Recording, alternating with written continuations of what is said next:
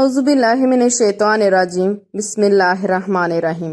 زمزم کا پانی حضرت ابراہیم علیہ السلام اور حضرت حاجرہ علیہ السلام کے بیٹے شیر اور بیٹے حضرت اسماعیل علیہ السلام کی پیاس بجھانے کے بہانے اللہ تعالیٰ نے تقریباً 4000 سال پہلے ایک معجزے کی صورت میں مکہ مکرمہ کے بے آب و ریگستان میں جاری کیا، جو آج تک جاری ہے۔ زمزم مسجد حرام میں خانہ کعبہ کے جنوب مشرق میں تقریباً 21 میٹر کے فاصلے پر تہھانے میں واقع ہے۔ یہ کنواں وقت کے ساتھ سوکھ گیا تھا۔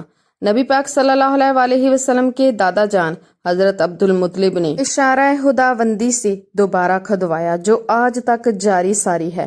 آب زمزم کا سب سے بڑا داہنہ حجر اسود کے پاس، جبکہ اذان کی جگہ کے علاوہ صفا مروہ کے مختلف مقامات سے بھی نکلتا ہے۔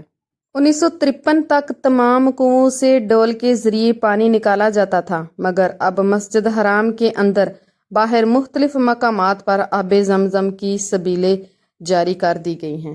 ہر جگہ اب آب زمزم بآسانی مل جاتا ہے۔ آب زمزم کا پانی مسجد نبوی میں بھی عام ملتا ہے۔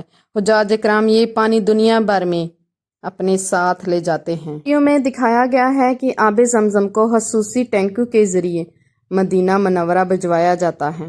آب زمزم کو جراثیم سے پاک کولروں میں بھر کر جب مسجد حرام اور مسجد نبوی میں بھیجا جاتا ہے۔ سرکاری اعداد و شمار کے مطابق مسجد حرام میں آب زمزم کا یومیہ استعمال 7 لاکھ لیٹر کے قریب ہے، جبکہ رمضان اور حج کے دنوں میں اس کی تعداد 20 لاکھ لیٹر تک پہنچ جاتی ہے۔